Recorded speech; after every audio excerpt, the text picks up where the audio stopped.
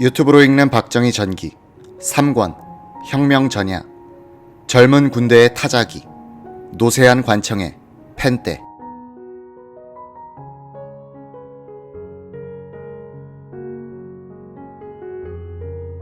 박정희 군수기지 사령관 아래 참모진은 참모장 황필주, 김용순 준장, 인사참모 박태준 대령, 작전참모 김경옥 대령, 헌병부장 김시진 대령, 비서실장 윤필용 중령, 공보실장 이낙선 소령 등이었다. 모두 그 전에 박정희와 함께 근무했거나 육사 시절 제자였던 박정희 사람들이었다. 이들은 5.16 뒤에도 박정희 대통령을 측근에서 보좌하게 된다. 육사 6기 출신인 박태준 대령은 육본 보임과장이란 요직에 있다가 박정희에 의해서 발탁됐다. 어느 날 내 방에 오시더니 어깨를 툭 치셔요. 어쩐 일입니까? 하고 물었더니 군수기지 사령관으로 내정됐는데 함께 내려가자는 거였습니다. 그러시면서 사령부 창설에 따른 참모진 및 요원 편성을 해보라고 했어요. 박태준 대령은 25사단에서 연대장, 참모장을 지낼 때도 몇 차례 당시 1군 참모장 박정희 소장으로부터 함께 일하자는 제의를 받았었다. 박정희가 본부 사령직을 제의하기에 그건 밥장사 아닙니까 하면서 거절한 적도 있었다. 박태준, 자민련 전 총재는 박정희와의 운명적인 만남에 대해서 이렇게 말했다. 제가 육사에서 생도 교육을 받을 때 그분은 중대장으로서 포병수를 강의했습니다. 삼각함수도 가르쳐 주시고요. 중대장 훈시를 들으면서 강인한 인상을 받았습니다. 무언가 꽉 차고 무거운 분이란 느낌이 왔습니다. 이상하게도 저의 시야에는 그분만이 들어와요. 어린 소견으로도 많은 장교들 속에서 그분만이 반짝반짝하는 것 같고 어쨌든 눈에 자주 띄이는 거예요. 그분이 내무사열을 하러 실내로 들어오면 어떤 기가 느껴지기도 했습니다. 군수기지 사령관으로 모셔보니 아, 이분은 이 정도 자리에 있을 사람이 아니구나 하는 생각을 단박에 할 수 있었습니다. 박정희 사령관은 군기 담당이기도 한 박태준 대령에게 후방부대는 일선과 멀리 떨어져 있고 대민 접촉이 많으니 적절한 훈련을 통해서 규율을 확립하라 라고 지시했다.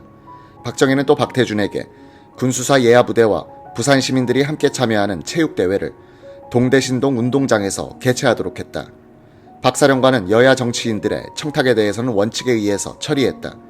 합리적인 부탁이면 야당 의원이라도 들어주고 무리한 청탁은 묵살했다. 자유당 실세의원의 친척이 관련된 군내 부정사건도 철저하게 수사하도록 했다. 수사 책임자가 머뭇거리자 자네는 사실대로 수사해.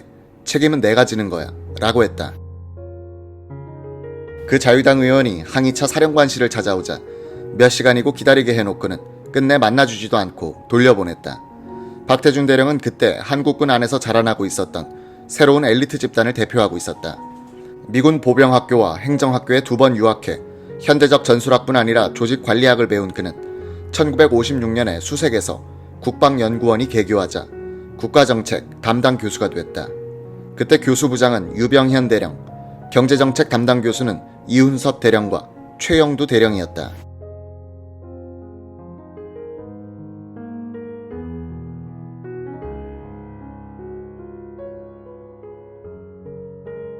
이 학교는 고급 장교들에게 국가 전략, 경제, 행정에 대한 폭넓은 지식과 시각을 제공했다. 이들은 5.16 뒤 국정 운영에서 이때 얻은 지식을 활용할 수 있었다. 국방연구원이 문을 열고 첫 시험기 과정에 학생 겸 강사로 참여한 사람이 이한빈이었다. 하버드 경영대학원을 졸업하고 귀국해 부흥부에 들어가 예산국장으로 내정돼 있었던 이 씨는 젊은 장교들의 열의에 깊은 인상을 받았다. 이한빈은 당시 미국 육군에서 개발한 기획예산제도를 우리 육군이 받아들여 적용하려 하고 있는 것에 관심을 가졌다. 이 기획예산제도는 예산 편성의 생산성과 효율성의 개념을 도입한 것이었다. 그때까지 우리나라 예산 편성은 부서별로 예산을 나누어 갖고는 무엇을 구입하는 데 얼마가 소요된다는 평면적인 계산만 하고 있었다. 군에서 도입한 기획예산제도는 어떤 사업을 하는 데 있어서 얼마의 돈을 투입하면 얼마의 성과가 나오는가를 따져 예산을 짜고 계획, 실행, 확인 과정을 통해서 그 사업의 진도를 제도적으로 검증하도록 했다. 이 선진기법은 5.16 뒤 군에 의해서 우리 행정기관에 도입되고 각 부처의 기획실장이란 자리가 만들어져 기획 예산 업무를 총괄하게 된다.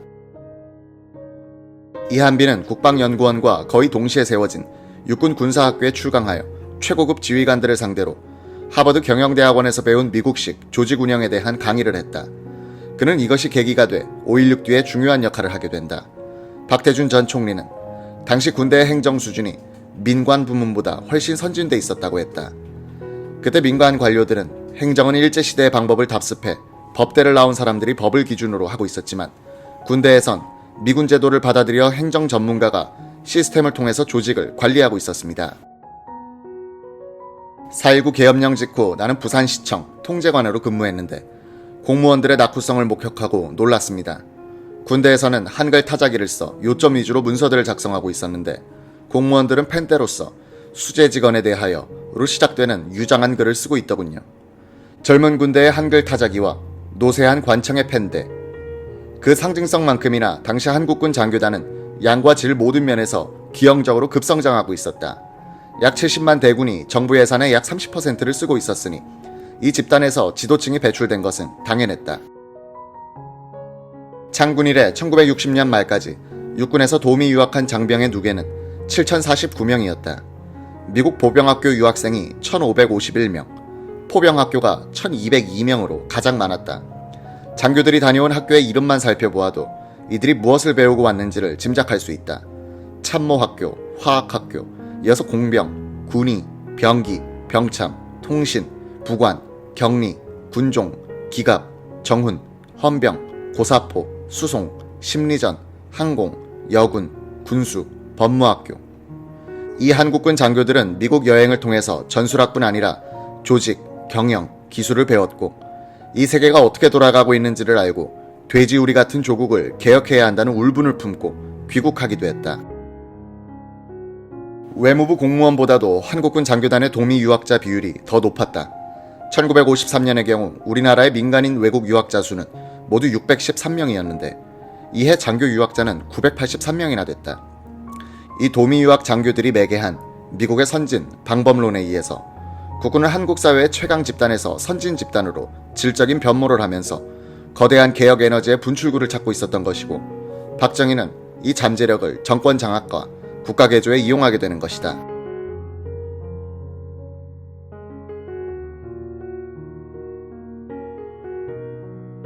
육사 8기 출신으로서 1960년에 특무부대 중령이었던 전재구의 경우 12년의 복무기간 중 1년 7개월을 교육받는 데 보냈다. 미국에 가서 보병학교에서 6개월, 정보학교에서 2개월, 귀국해서는 6대에서 6개월, 그리고 원자력학교에서 2개월간의 교육을 받았다. 1950년대 후반 주한미군의 핵무기가 도입된 것과 보조를 맞춰 한국군에서는 핵전에 대비한 원자력 교육이 실시되고 있었다. 대학의 원자력공학과가 설치되기 전이었다. 민관 부문에선 아직 재교육이란 개념이 도입도 되기 전에 장교들은 끊임없이 교육을 받으면서 자신의 기능을 발전시키고 있었다. 한국군의 미국식 행정제도를 도입하는데 지도적 역할을 한 사람으로 꼽히는 김웅수 소장은 5.16 쿠데타 때 육군단장으로서 박정희에 협조하지 않았다가 옥살이를 한 뒤 미국에 건너가 워싱턴 가톨릭 대학에서 교수로 근무했다. 건양대학교에서 경제학 교수로 재직하기도 했다. 그는 한국군의 질적, 양적 팽창이 5.16의 한 원인이었다고 말했다. 1960년 당시 한국의 대표적 조직체는 군대, 경찰, 정당, 행정부서였습니다. 정치와 행정 조직의 생산성은 퍽 낮았습니다.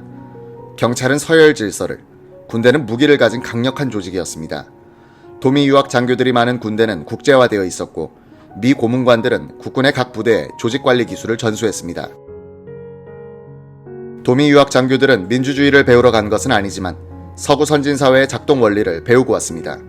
국방연구원은 장교들에게 정치, 외교, 경제를 가르치게 되었는데 정부 고관들의 강의 수준에 대해서 이 장교들은 저 정도밖에 안 되나 하는 생각을 가지면서 우리가 하면 훨씬 잘하겠다는 자신감을 갖기도 했죠.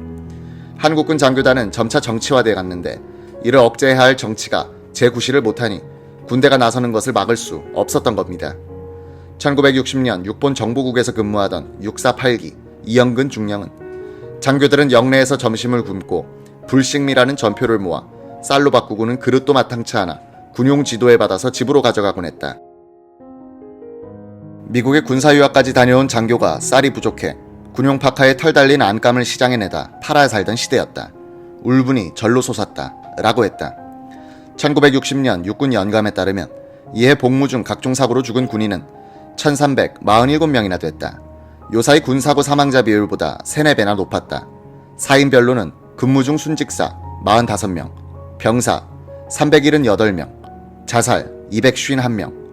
이에 탈영자는 16,787명이나 됐고 월북자는 12명, 월북 기도자는 6명.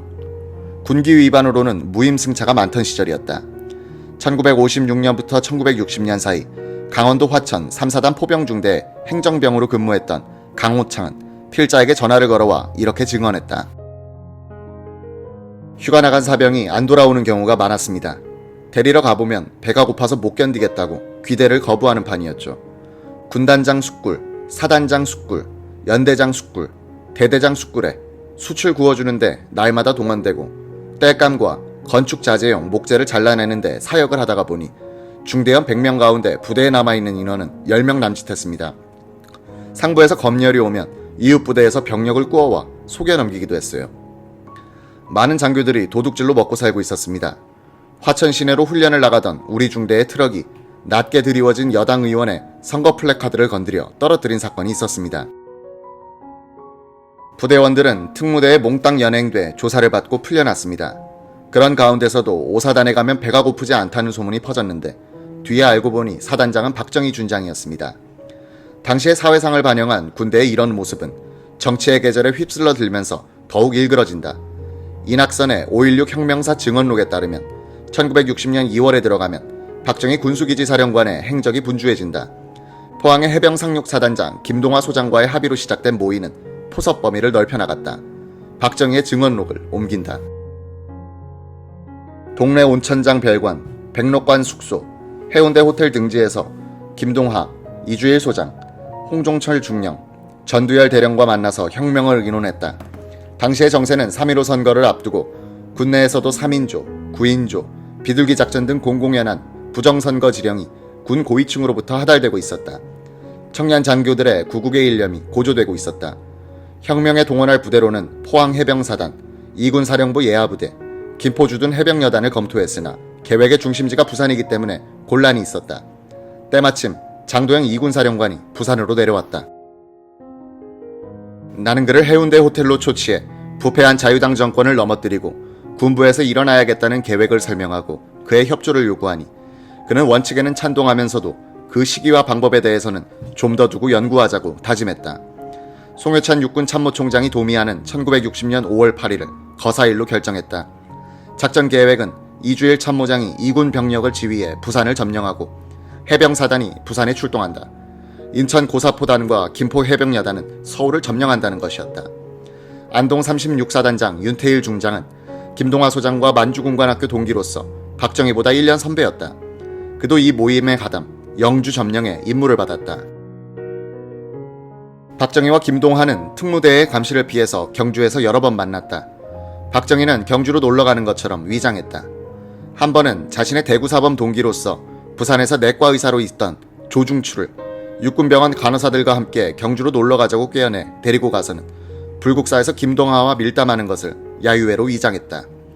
그때 부산일보의 편집국장 겸 주필은 황용주였다. 박정희와는 대구사범 동기인데 사회주의 서적을 읽고 독서회에 참여했다가 학교 당국에 들켜서 퇴학당한 뒤 일본으로 건너가 와세다 대학을 나왔다. 황용주와 박정희는 자주 어울렸다. 황용주는 박정희가 미국과 미군이 혁명의 가장 큰 장애가 될 것이라고 걱정하는 것을 보고 용기를 불어넣어 주려고 했다.